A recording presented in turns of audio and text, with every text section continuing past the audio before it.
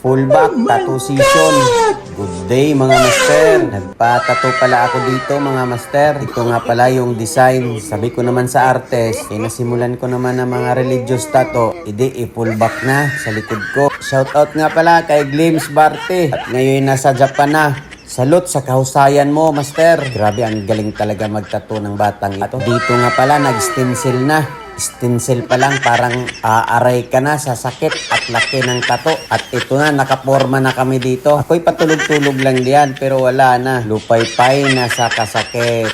Sige, ituloy mo pa at nang matapos na. At dito, nangangalahati na nga kami mga master. Sabi ko nga sa kanya, master, mag-break naman tayo, ang sakit na. Lunch break daw kami mga master. At pinabidyohan ko na nga kung sana kami natapos. Nakakayak mga master, wala pa sa kalahati ang tato. Diyos ko po, Rude.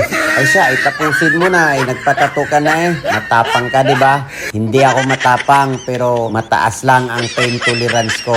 Ganun yun dapat pag nagpatato. Dito nga, nakita ko na yung forma sa taas. Ngayon, sinimula naman sa baba. Diyos ko, Lord, ang sakit sa baba. Parang ayaw ko nang ulitin magpatato. 12 tao yan, mga master. 4 pa lang nakikita. At ayan na, nakita na yung 12. At ito nga pala ang kabuuan ng aking full back tattoo, mga master.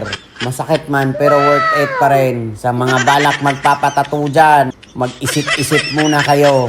Abay, hindi biro ang tusukin ng karayom. Salamat sa malupit kong artist at salamat sa effort. Sa susunod ulit.